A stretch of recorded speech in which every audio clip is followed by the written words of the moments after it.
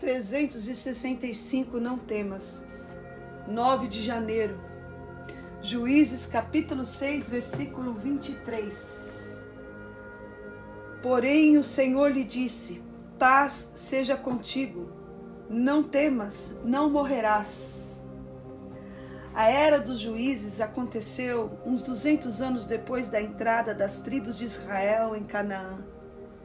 Josué já não está mais vivo. Então o povo de Israel continuamente praticava o que era mal aos olhos do Senhor. Começaram a servir de forma deliberada a deuses estranhos, quebrando a aliança com o Deus vivo, com o Senhor dos exércitos. E mesmo assim, a misericórdia de Deus, que é sem fim, escolhia juízes e os ungia. Deus é assim. E com o seu Espírito Santo, levantava homens para julgar o povo. E o mais inusitado ainda dentro desses homens, o Senhor nosso Deus levantou uma mulher como uma juíza, seu nome Débora, dando a ela a vitória de uma grande batalha. Mas o capítulo 6, literalmente, o Espírito Santo do Senhor revestiu, capacitou esse líder escolhido por Deus para a salvação e benefício do seu povo. Seu nome, Gideão. Ah, Senhor, com que livrarei Israel? Verdade, o momento era triste. O povo estava perecendo nas mãos dos midianitas e amalequitas, que eram como gafanhotos, invasores, e por onde eles passavam, causavam devastação. Foi quando o anjo do Senhor encontra Gideão malhando trigo no lagar, aonde amassa uvas ou azeitonas, tipo de um tanque. E o trigo não se debulha em tanque, mas em lugar aberto. Mas Gideão encontrou uma forma como prover para sua família sem ser saqueado ou roubado. Ali estava mais seguro. Nesse trabalho foi interrompido com uma voz, a voz do anjo. Varão valoroso. Como o céu sempre nos surpreende da forma como nos vê. Viu nele o potencial de um libertador, um valente guerreiro, estrategista, escondido no lagar, ocupado no lagar.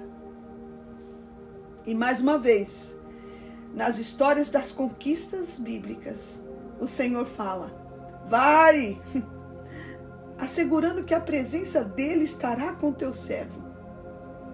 Ele sabia muito bem que o Senhor,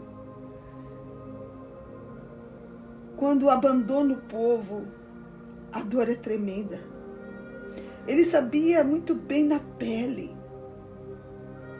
sentir o abandono do Senhor, as consequências dos pecados e das rebeliões de seu povo.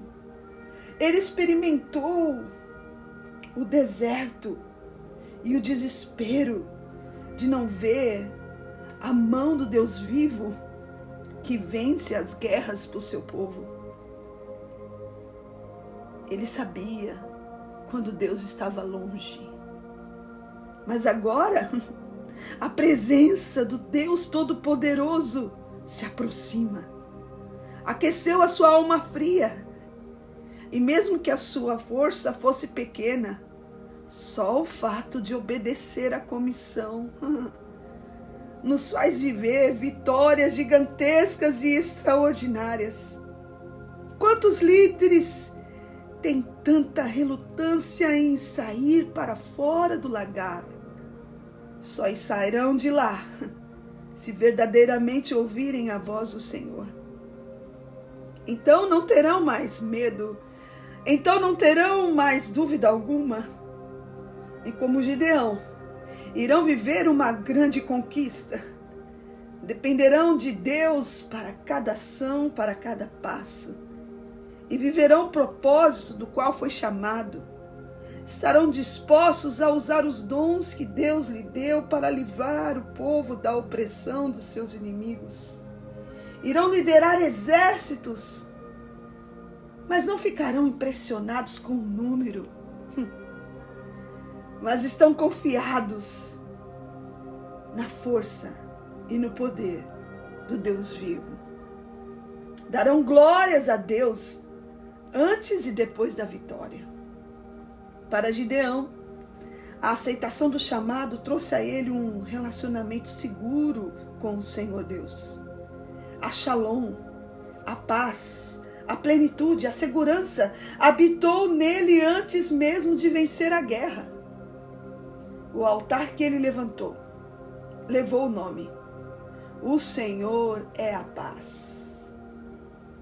Se você hoje estiver mergulhado em um lagar, em meio a diversos desafios e ameaças, com medo e com a sua visão limitada, justamente por estar escondido, eu creio que, de forma inesperada, você pode ser surpreendida com uma chamada de Deus. Não se preocupe, a parte do convencimento quem dá é o Espírito Santo. Só Ele pode convencer você. E quando Ele vier sobre você, quando Ele vier sobre ti, suas dúvidas desaparecerão. Suas dúvidas se acabarão. Então abandonarás seus mínimos recursos, sua colheita limitada. Não precisarás esconder os seus trigos.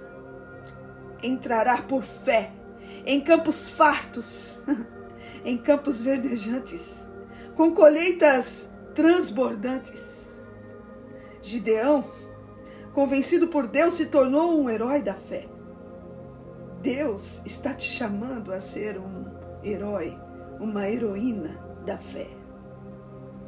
Paz seja contigo.